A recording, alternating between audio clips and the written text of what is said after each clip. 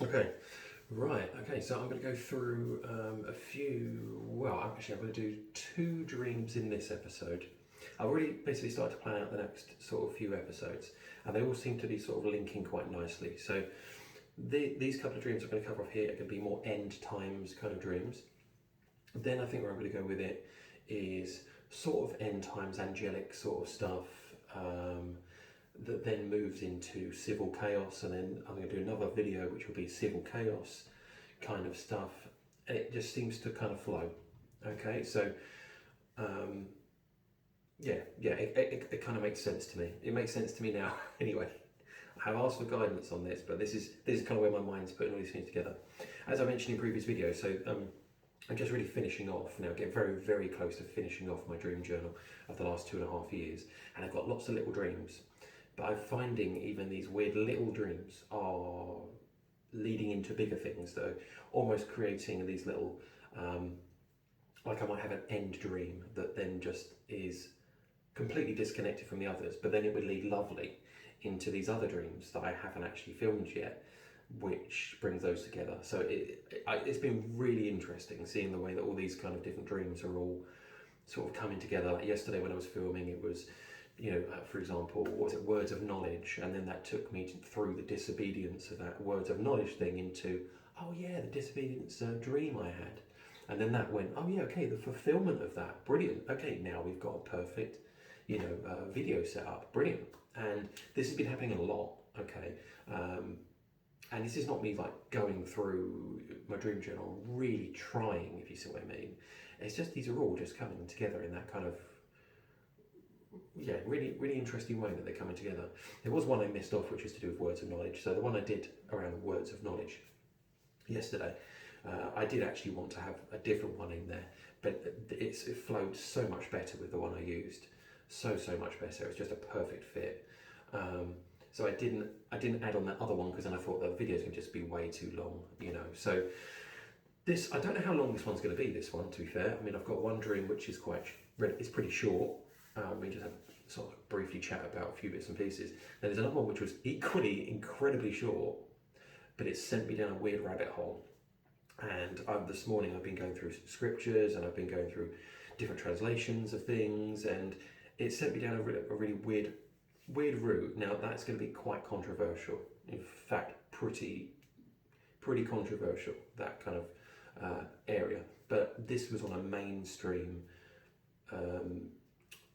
video, YouTube video I watched, and I was just like, whoa, I've never heard that before. That's really interesting. So I'm going to take you through that. Okay, it might be a bit all over the place because I've just been writing down bits and pieces. And what does this mean? Does that connect to that? Or it does connect to that? Oh, okay, right. And so it might be a bit fragmented, but hopefully it'll come together.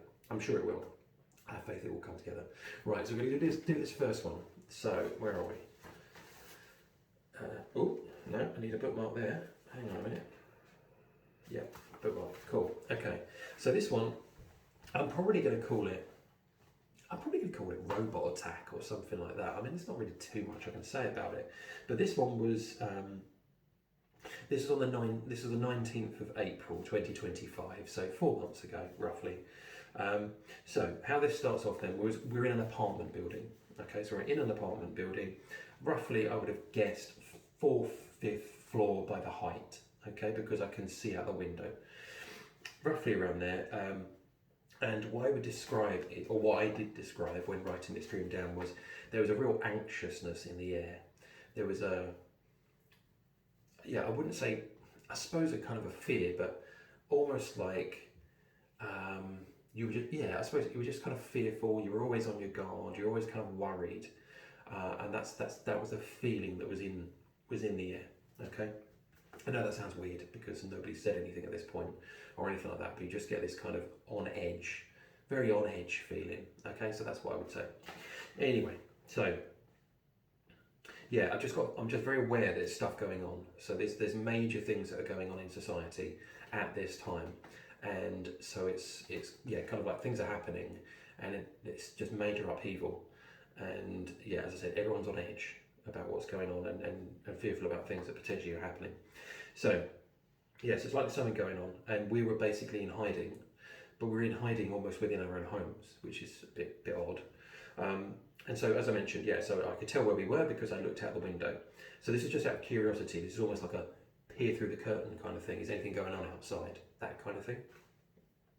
And as I was sort of like curiously looked out the window, I saw this big lorry turning up. You know what I mean, like a big heavy goods HGV, heavy goods vehicle, turning up, and it just parked outside our apartment.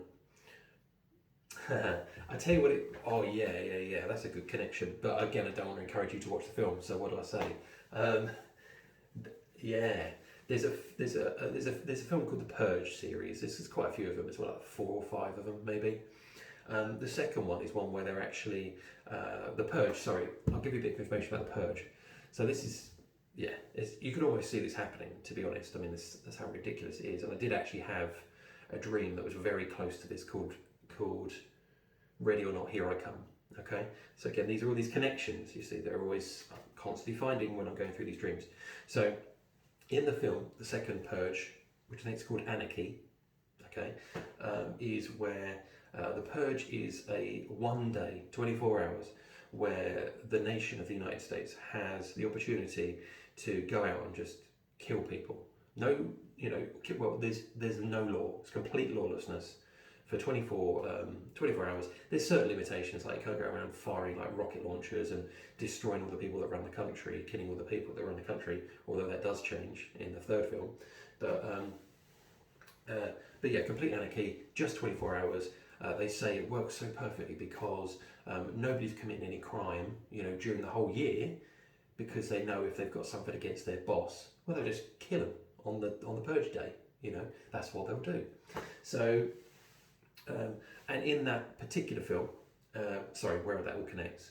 In that particular film, the Purge has been going on for a while. I don't know how many times it's annual. Every year this happens.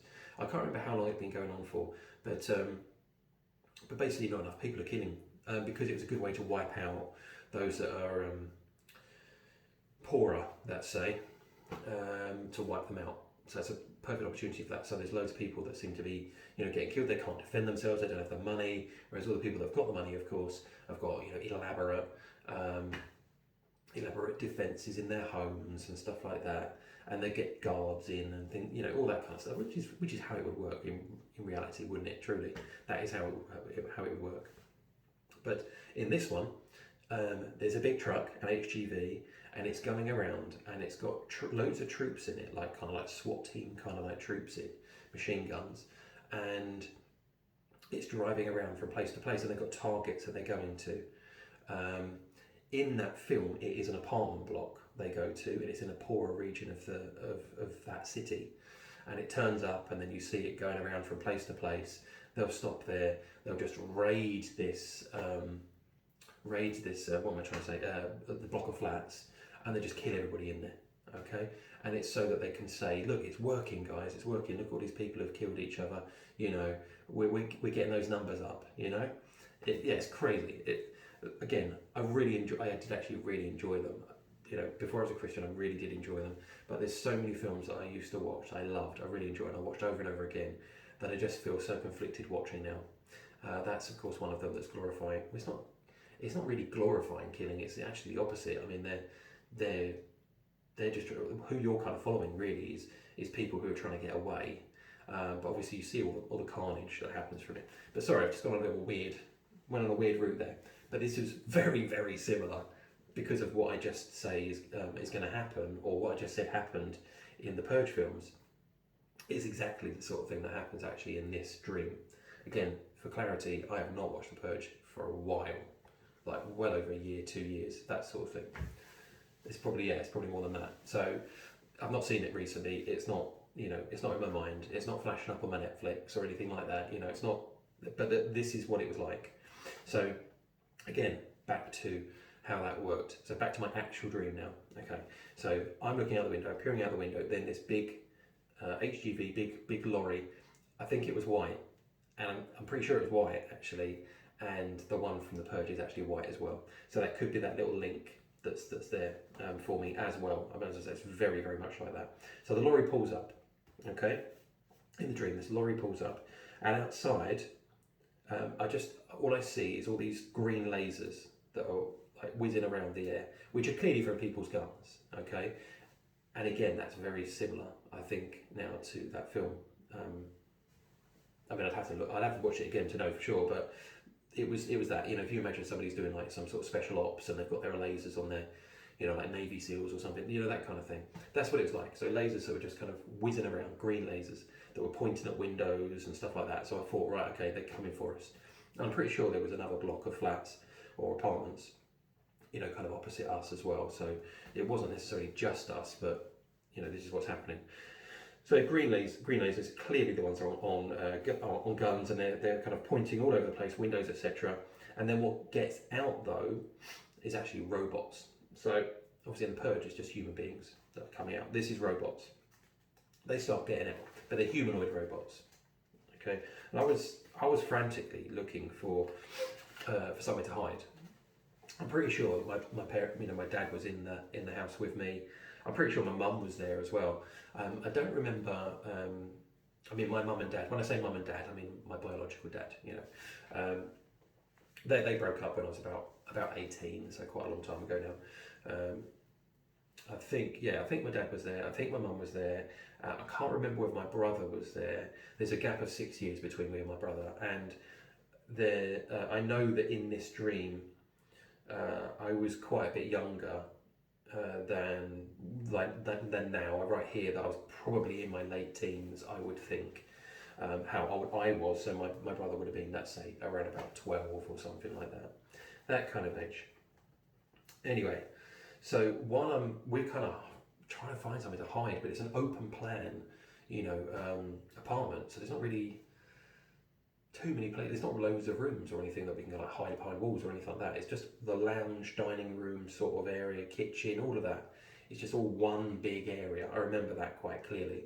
So if you were standing in the kitchen, standing in the lounge, standing, you know, dining room area, you could see the front door from every place, because as I said, from there. As I said, we were all kind of looking for places to hide, because we know that these robots are just going to smash in through the door, or try, maybe even just knock on the door.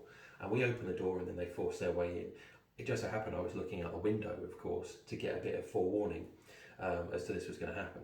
Okay.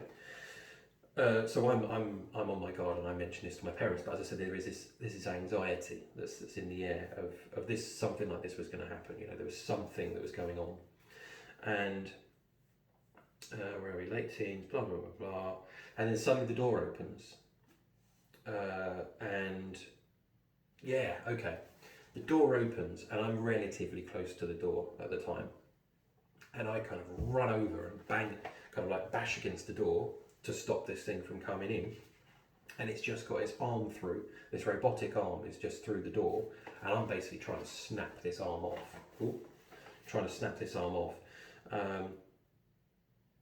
And I don't remember quite how this happened, but obviously they got in. I mean, if robots that are like, got superhuman sort of strength want to get in your home, and they've got machine guns, they're getting in, you know, they're getting in.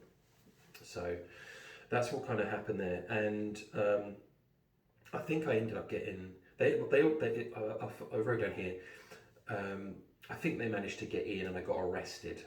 Okay, so it felt like they were rounding people up. All right, so that has an interesting sort of end times sort of thing, as I think what I think was going to happen with Christians. You know, those that don't go along with the system that's going to be in place, you know, worship the beast, you know, then they're going to be rounded up, they're going to be killed. At minimum, they're going to be locked up and stuff like that for a period of time, but eventually they're highly likely to be killed. And yeah, so that's basically what it is. That's what I thought that was, as an end time sort of thing of people, this anxiety that's hanging in the air. We know that we're not in a safe environment, and there we go. This event happens where people are all rounded up. I mean, I think we're a little way off of humanoid robots being strong enough. I mean, obviously the ones I've seen anyway have intentionally been made weak, let's say, so that they don't pose a threat to humans. So like the Musk robots. You know, those ones, they're kind of like, you look like you can almost push them over, but they're made like that intentionally to not be a threat. Obviously, that's just the first phase, isn't it? As soon as you get into the phase of, right, these are moving good enough now, and they're working well enough that we can make a soldier, obviously they're going to be way stronger. Because why would you make a weak robot? That makes no sense.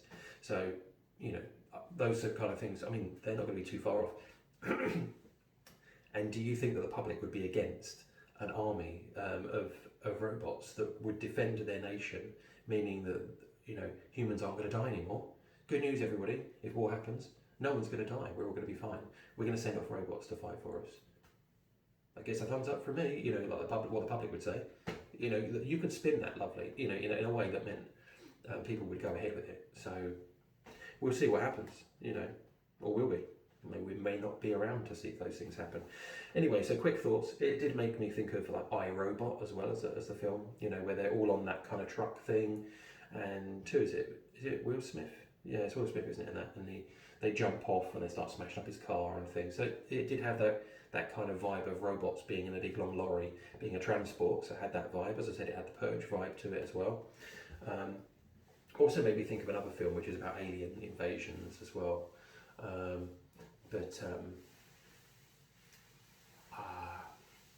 I can't remember the name of that film, but that's where they come up and they start smashing through the door in a big tower block, and there's aliens. I suppose there's a few of those actually like that, to be fair, with aliens. Yeah, so with the lorry sort of bit, as I said, yeah, make the rack of robots made me think of iRobot. To be fair, as I mentioned when I was talking about the Purge, I only thought of that literally just on the spot, you know, because that made it, because of obviously with the iRobot thing, I think they just came in as robots, whereas with these guys, they had like guns and stuff. That's a good point actually. I don't remember actually seeing them. Well, I suppose I didn't see much. I really just saw an arm, didn't I? So I mean, I didn't see them coming in with guns and things like that, but that's what it made me think of. Okay, so that's that one, which I thought was pretty interesting kind of one. Now is the controversial one. Okay, so this one I'm going to call the Immortals. Okay, now this one was ultra brief. I mean ultra brief.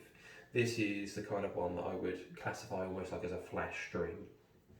It's it wasn't the end. It wasn't like, I don't think it was.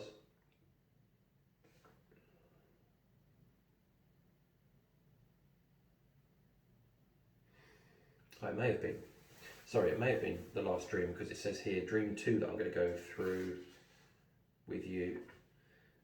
Dream 2 I'm going to go through with you. It then says, and then I'll wake up. So this dream was actually before the Immortals. So yeah, okay. So the Immortals could be the last dream of that set that I had. But yeah, it was ultra brief. And I wrote down here, it's probably nothing. So yeah, here I am filming it. So the dream had the Immortals from the film 300, so 300. Okay, so that's one again. If you've not seen it, I've seen a lot of films.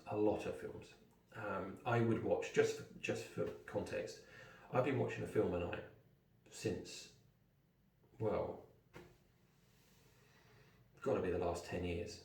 Pretty much a film a night, sometimes 2 films a night. Pretty frequent. Hundreds of DVDs. I've probably got about 600 DVDs. Don't really watch DVDs anymore. It's all streaming now, isn't it? But you know, I've got about 600, something like that. Yeah, so big film watcher. So that's why I've got so much material I could kind of refer back to. So this was the film 300. Or sorry, these were the Immortals from the film 300. So again, you don't have to watch the film. You can literally just Google it, images of the Immortals in the film 300, and you'll see exactly what I'm going to describe. Okay, so. And interestingly, actually, the film 300 is about the Greek Empire and the Persian Empire sort of coming against them and trying to destroy them. Okay, so this would link into the Daniel prophecies I've been talking about, the Daniel statue prophecies. Okay, you've got the gold head of Nebuchadnezzar, the Babylonians. Then you've got the Medo-Persians. So this is the 300 has the Medo-Persians in it. And then you have the Greek Empire that comes next. Okay, so this is kind of like the former empire, or the current empire. Let's say the current empire that is massive, and it describes that in Daniel as well. That kind of empire and how it's going to be, again, very interesting. So in the film 300, There is there is King Xerxes, which is an Xerxes, is it something like that? I don't know how it's spelled. King Xerxes, okay, and he's this weird godlike kind of king over the Persian Empire, which is like millions and millions of troops and stuff that they have at their disposal just to take anybody on. You know, like how do you fight against that? Well, the Greeks did, and they did win because of their tactics were phenomenal. But again, the Bible predicted that before, and that was written before the Greek Empire. It refers to them as being like a leopard, as so super agile, super quick, and that was the tactics of the Greeks. They literally would have much smaller forces, but they would be able to cover ground so incredibly quick that they would get to the battlefield, be prepared, and or even attack you while you weren't even ready for war, and they'd win. Much smaller numbers. And obviously the film 300 is about 300 troops that were in a little kind of, they called it the Hot Gate, I think it's called. It was like two mountains that come together, and there's a little path, and they just had their troops in this little gap, and all these a massive army are coming against them, and they're just picking them off as they're coming in because they've just got a thin line of defence they need. You know, so you could fit 300 people, and then as long as you've got a really strong defence, then you can easily, you know, fight off much larger numbers. One of the sets of troops that the Persians throw in is called the Immortals. So that's like their absolute most elite unit, and they've been, if you think of their kind of as an empire expands, it's obviously taking in the armies of those countries they've just, you know, subdued and taken over. That's what empires do, you know. And so they've got all these weird ones. They've got these kind of like they're like magi, kind of like magician ones that are throwing almost like grenades and stuff at people, because they've all got like gunpowder and stuff in them. You've got again, there's various different ones. You've got like the elephants coming in and rhinos and all sorts going on. Anyway, so in this particular one, the Immortals. Okay, so these guys, just to give them a bit, you get a bit of information. They look a lot like sort of like ninjas, sort of samurai kind of looking. And they've got these scary face masks, which again, obviously the samurai would wear in Japan, you know, but they didn't get anywhere near that far, you know, the Persian Empire. So I don't quite know how they came in, but that's what they look like. Okay, so they look like samurai without the hats, you know. So they look like a combination of samurai and like an Arab kind of look. Okay, so they've got kind of like black outfits, kind of puffy. Are they sort of puffy-legged? I think they kind of are, but all black. And then they've got this silver face mask on, which is a kind of like, you know, like aggressive-looking face mask on. You can't see really any skin, and they're just incredible fighters. Okay, and you do actually see. Yeah, that's interesting. You do actually see their faces in the film 300. This is, and they're all grotesque. They're like some weird. I don't know what you'd call them. I mean, they looked sort of human, but pretty demonic-y kind of looking, which is going to link into this perfectly. Yeah, so watch that. Again, I'm not making that up. I mean, that you see them, and you see this kind of monster at one point, which is like a Frankenstein sort of thing. It's got like stitching across it, and it's just smashing people up, and they were doing all sorts of weird stuff. But yeah, okay, yeah. So that's interesting. That is interesting. And as I said, it's got Xerxes in it. I didn't make the connection there. Xerxes. So King Xerxes. It talks about Artaxerxes, and which is like the shortened. They gave it a shortened version. I think it was the Greeks used Xerxes rather than or is it Artaxerxes or Artaxerxes? It's something like that. Anyway, it's which one is it? The Book of Esther. The Book of Esther is about that, and it's weird. I read that and I was like, that's the film 300. That's Xerxes from the film 300. I was like, whoa, blown away. I thought it was, well, I knew it was based on fact, but I didn't know how much it was based on fact. Sorry, I'm going off these wild stuff, but the film links into biblical prophecy. That's kind of what I'm just kind of saying. And these immortals, interesting that they're called that, right? But I guess they're called that because no one can kill them. They're just like the most elite of elite troops, you know. So what I actually saw in the image, let's get to it. Let's get to the actual image, right? So what I actually saw in the image was loads of rows and rows and rows of these immortals. So all dressed in black. They had these silver masks on. They looked identical to the film 300. and there was a stage, and there was a guy standing on a stage, again with like a podium thing, and he's speaking to this massive army, okay? That's all I saw, literally that, okay? I know that that sounds really, really weird, but yeah, I said they're wearing sort of like black. I actually wrote down this, so I wrote down they're wearing black, like a black outfit. I said it almost looks like an Aladdin outfit, but obviously in Aladdin he's wearing, you know, as in the, you know what I mean, you know, the cartoon Aladdin, he's wearing obviously light colours, but it's that same thing, puffy, that's the kind of outfits they were sort of wearing, but in black. And as I said, sort of specifically wrote down Aladdin, which I'm just going to give you a super, super quick thing, is the day I wrote that, yeah, the day I wrote that, I'm pretty sure it was, I had a quiz at work, and it was about Aladdin. I was like, how random is that? Like, I've got 10 questions today, and one of them's about Aladdin. I've just wrote Aladdin in my dream journal. You know, super weird stuff. Super, super weird. There was something, oh yeah. Oh, actually, no, sorry, it came the day after. It came the day after because I got another dream that I logged, which was the 22nd of the 6th, and sorry, that's where I mention it. But it was also to do with, like, let's say, like modern day superhero kind of films. And there was 2 questions out of the 10 were on that as well, and that was the dream I'd had that night, or you know, into the morning. And I was like, that's weird. That's all come up. You know, 3 out of the 10 questions are to do with things I've dreamt about in the last 48 hours. Right. Anyway, sorry. Back to this. So as I said, Immortals, they're standing. There's a crowd. There's some guy who's standing on a podium and talking to them. Now, I said Japan. Okay, I said Japan. I said this guy looked kind of Japanese, and that might have been, to be fair, me thinking of the connection between the Immortals and being sort of like samurai, that kind of thing. So I'm not sure, but it's just this guy standing on, as I said, on front of a podium and speaking to all these troops. I didn't hear what was said. It was literally a flash image of literally me seeing this guy on a podium, loads and loads of rows. I could see that there were Immortals. I can't remember how I saw that, to be fair, but that was it. That was literally it. Okay, and now I'm going to stretch this dream right out, which I've already done, to be fair. Yeah, there was, okay, I'm going to, very, very quickly, I'm just going to cover this off, just to make sure I put it in there. So dream 2 of the night, this was actually before the Immortals, there was one where I was at my own family home, I'm playing an acoustic guitar, strumming away, the strings felt really, really loose, something like that, and I'm thinking, I can't be, somebody gives me confirmation that I could be good enough to play in a band, and I'm like, what, really?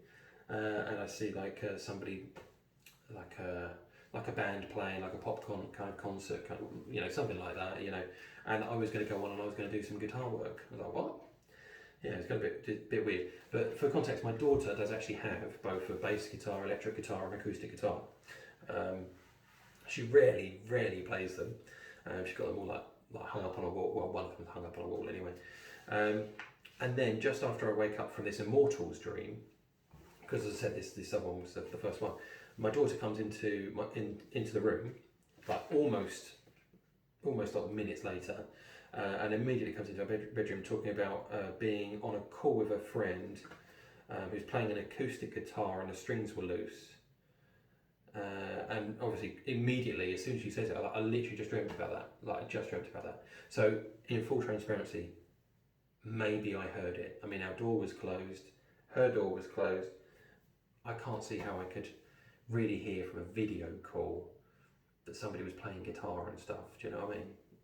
But again, I'm going to put it out there as a possibility of maybe I overheard and I created a weird dream.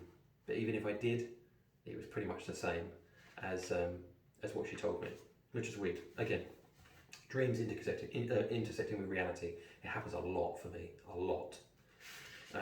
Okay, sorry, back to the 300. Back to the 300. This is where we're going to get into some weird territory, okay?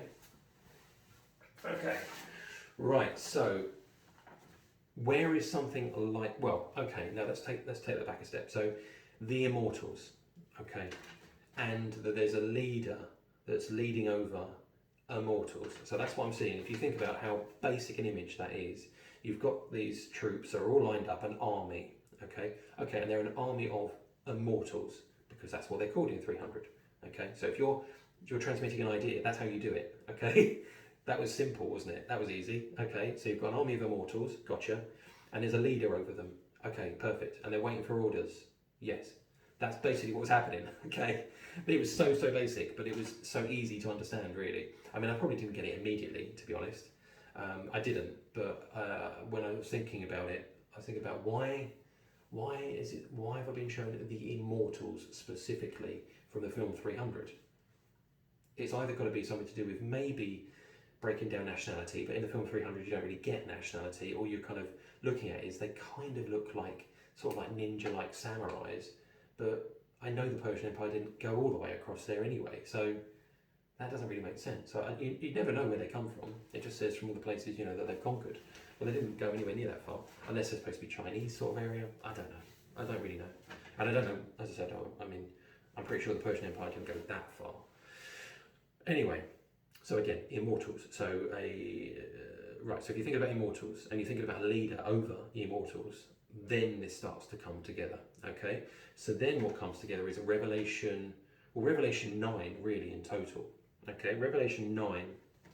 It's talking about the judgments that God's releasing upon the world. Okay, so this is all in anything Revelation is all really what I would say, although we don't know for sure, is likely to be when the church has left. So all believers are gone, then the judgment comes. That is what I would have said we've got in Scripture to suggest that. And I've mentioned this a couple of times before, at least, where Noah is the one who's the righteous one. And his family go in the boat, don't they, in the ark, and then judgment comes. Okay, and it's immediate. I mean, literally they're getting in, and then the waters come. Okay, and that actually factors into a lot of people's dreams, which is we get lifted up, and a nuclear bomb comes down. Now that does actually make sense because it says judgment will come by fire. Well, nuclear bomb, fire, isn't it?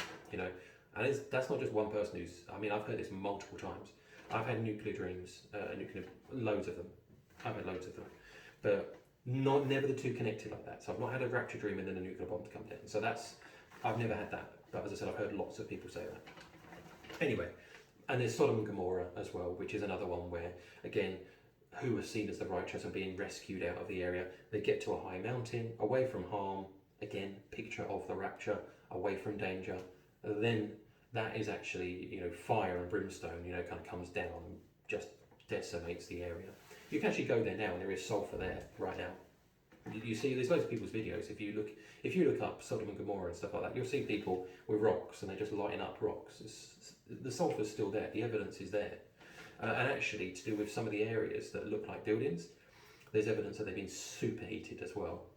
It's like they've been fired in a kiln or something like that. The area's very strange. And that is identified as the area of Sodom and Gomorrah. And it says that it would never be inhabited again. It hasn't. Okay? There's actually a warning. I'm going to go into this very quickly. Very, very quickly. When Babylon was destroyed,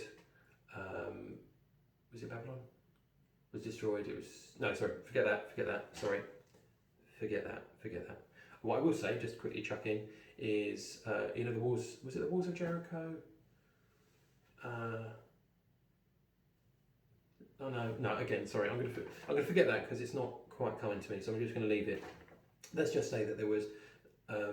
It might have been Jericho, possibly, but God basically said, "Nobody rebuild this place, and if they do, I'm going to take their sons from them and stuff like that." Somebody did actually try and do that, or they did do that, and the person who did it, that's exactly what happened. His sons were killed. They were. And so the judgment that God said was going to happen happened. Anyway, sorry. Again, I'm going on a weird diversion. So what's Revelation 9 talking about? So it's basically talking about a shaft in the ground, so that opens up, and it says to kind of the abyss opens up, which is seen as kind of like a hell-like scenario, where it's the earth is opening up, and all of these. It says. The sun is darkened, there's loads of smoke that comes up, the sun is darkened, and all of these locusts come out, okay? And it talks about how, I know I mentioned on previous ones, it's something like 4 to 5 months. That was just going off of memory as to how long these locusts are about for.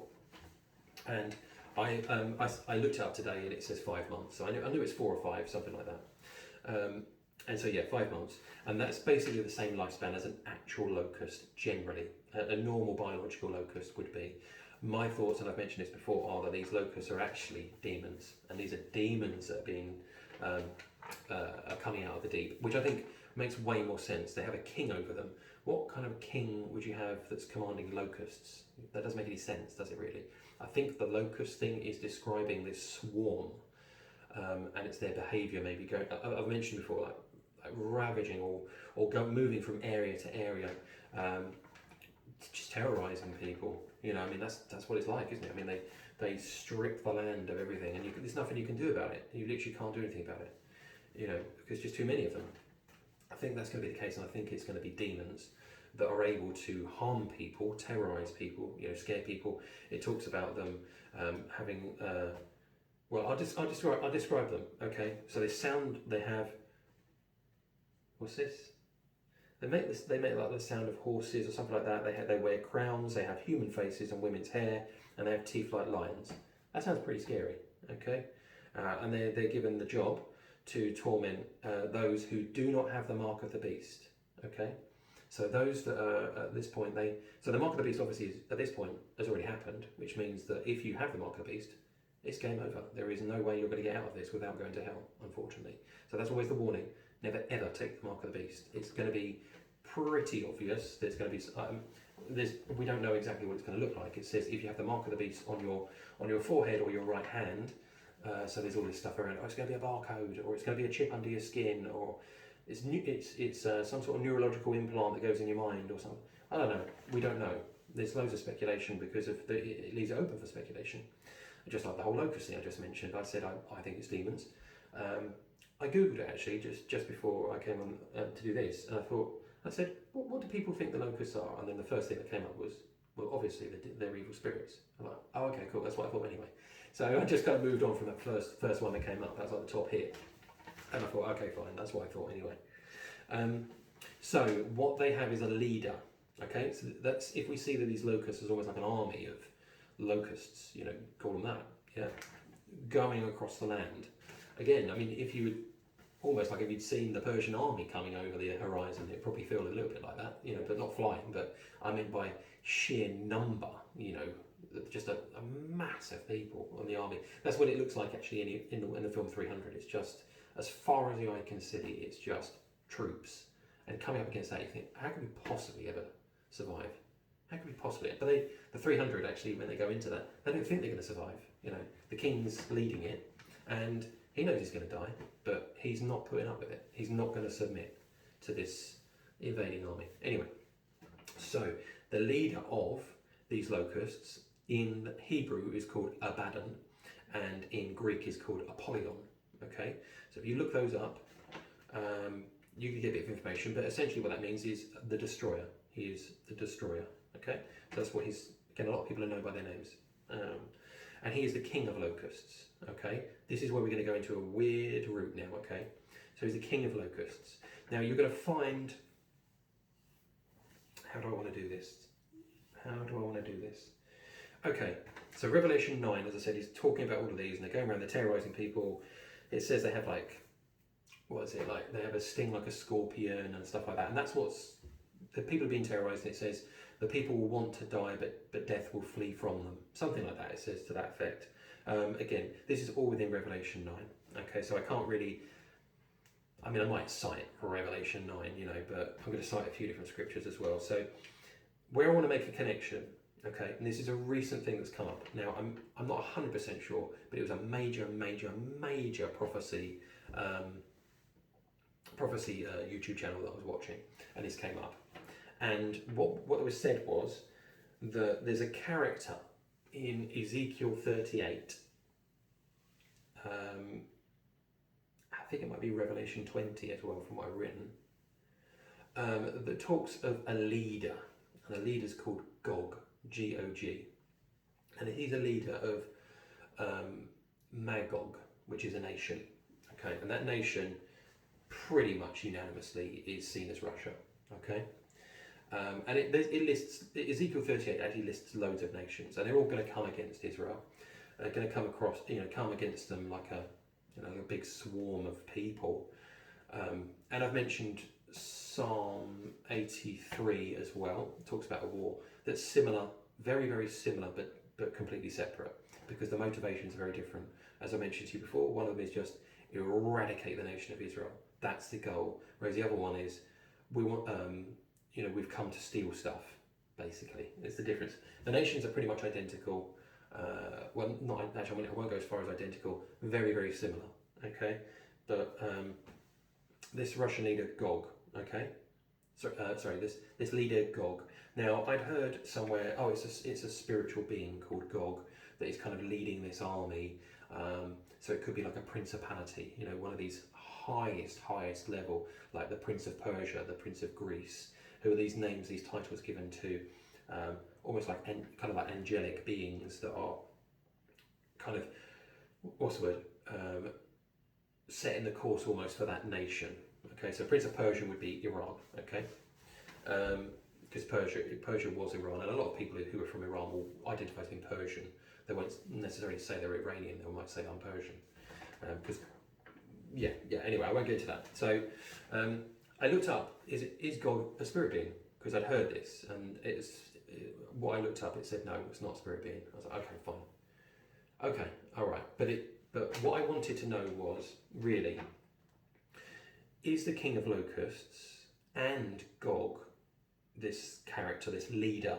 Because Gog is a title, apparently, like pharaoh, like king, that kind of thing. But Gog is his character, as I said, sorry, and is the king of locusts, which we're talking about here in Revelation, connected to Gog, this character in Ezekiel 38, Psalm 83, that comes against the nations. This is all future. This hasn't happened yet. Okay, and is there a connection? And this was because of this is what I'd heard on his prophecy channel.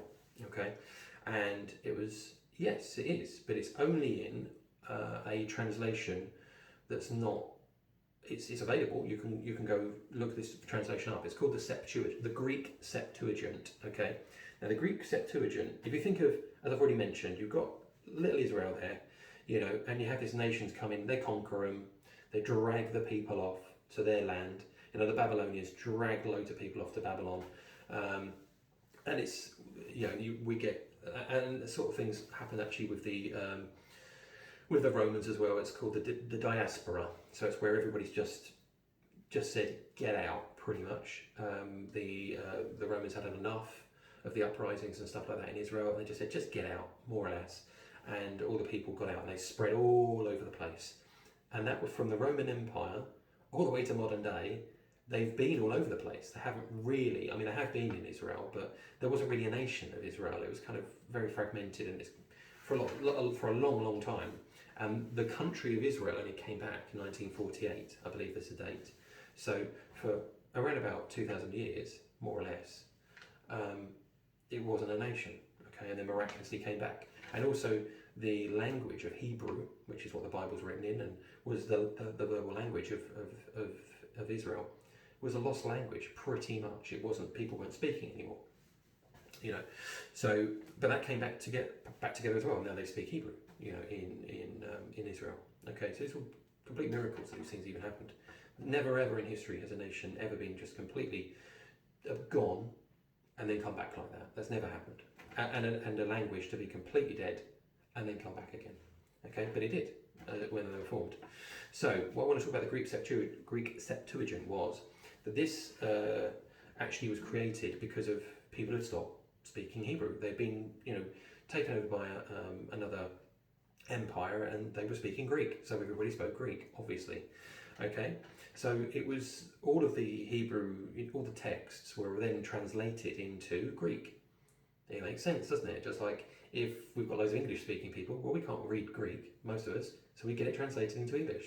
So that's what happened, and it was to keep the scrolls alive, and keep people reading and obviously trying to be saved. We don't want all these people, all this stuff lost to time. It happened before as well. It did happen with I think that was the Babylonians. As I said, they pulled them off and into Babylon. They were away from their homeland, and they wanted to keep the scrolls going. So what they did was they set up an oral tradition initially, to keep things going. and then and they were speaking the language of the land, which was Aramaic. So they created what were called targums. I've actually got a targum. A targum is basically like a translation from the Hebrew to the Aramaic. So again, that they could read in the language that they are using. Okay, and then what they did is they kind of combined all these targums of all these different. This is Amos. This is I don't know, Genesis. This is whatever. They did it all these different languages and they put them all together, and then you have one book that covers all of these. Okay. Anyway, this is to say the Greek Septuagint has a translation specifically of Amos. There we go. Amos 7:1, which talks. So I'll read it. So it's in old sort of English. So Amos 7:1 says, "Thus the Lord God showed me, behold, a swarm of locusts coming from the east, and behold, one caterpillar, King Gog." Okay, so what it's basically saying is King Gog is somehow connected to this swarm of locusts, and so again, I don't know how. I don't think it's very mainstream, and again, I don't know if it's right, but somehow there's been a difference there in that translation, where the translation has translated. Made a connection between Gog and this swarm of locusts. I think there's other times where I've heard about locusts though, and stuff like that. I mean, I was just googling, as I said, I'm looking up very different scriptures, but there just wasn't ever a title of somebody associated with them. So that might be where this is brought together. So this Gog and locust and this king and this thing, maybe nothing at all. Okay, but it says there's one king, the king of the locusts, and it's called Gog, who is in a position that is the leader of the leader of this massive army. There's a mixture of nations, and that it says that Gog comes from the land of Magog, which is Russia. Okay, so potential stuff, but it also says everywhere I found that Gog is not a spirit being, so it doesn't really connect with Abaddon, who is the king of the locusts. I just want to kind of throw that in there, just as for somebody who might be interested in exploring that kind of stuff. I thought it was kind of interesting. Anything that's new like that, I think is quite interesting. But I said really all I wanted to say was more about, as I said, more to do with, because as I said, that was just a bit of a rabbit hole that you can go down and explore if you want to. Is only in the Greek Septuagint, no other translation. Up to do with Amos 7:1. When I read that, I was kind of like, it seems a little bit loose to me. But as I said, somebody made a whole video about it, so I thought maybe I'll just mention it then, just to bring it to people's attention. But I don't necessarily think that makes sense or actually really connects up properly with Abaddon. So despite me saying all of that kind of stuff and going down this rabbit hole with you, I would essentially say I don't think, for me, that it really adds up properly, because Abaddon comes out of the abyss. Well, then he's a spirit being, and everything that comes out of the abyss is obviously a spirit being because it's in the abyss. It's not alive. So then associating Abaddon, the king of locusts, with Gog, who is an actual human leader of an army, doesn't really make much sense to me. But again, this person seemed to think it was, so I thought I'd just throw it in there. But what I want your takeaway to be is that I think that personally that dream was talking about these immortals, who I think represent the locusts, which, as I said already, I think are spirit beings. They're immortal, they can't be killed, they're going to go and terrorize people. And what I saw was that their leader was talking to them right now, kind of thing, and briefing them on, what they're going to do. That's what it looked like, that kind of talk. Not that and it was like they're just about to go off. They're just about to go off and do what their orders are. Okay, but yeah, that's really it. Sorry, I did say that I was going to be a bit fragmented, a bit all over the place, because it's kind of like a bit of a Bible study in a way.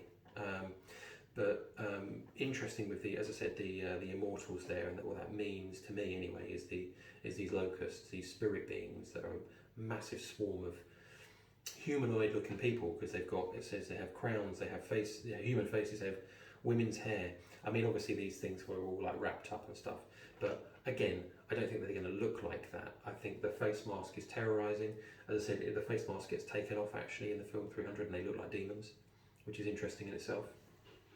They have teeth like lions as well, so again, pretty terrifying to look at. Yeah, Yeah, interesting. Interesting.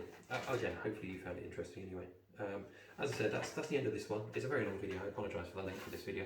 But as I said, when you're going into scripture and you don't kind of jumping around all over the place, trying to explain kind of fringe stuff, really, fringe ideas, yeah, it can be a bit all over the place. Oh, need to go a bit closer. I hate the way that this phases in and out with the lightness and darkness bit. So that's it for this one. Okay. Next one, as I said, I was going to move on from end time stuff, I believe, into, what was it? Kind of more end time stuff, but in a different way. It's really interesting. I was shown it as a cartoon, which is really weird. And then from there, I'm going to go on to more end time stuff, but more into the anarchy aspect. Okay. And as I said, we kind of saw a bit of the anarchy aspect. Not quite anarchy, but that robot one right at the beginning probably feels like a distant memory now, doesn't it? The robot one, where there's that kind of feeling of something going on, and that kind of linked into, for me, the film Purge, anarchy. Anyway, that's it. Okay, see you on the next one.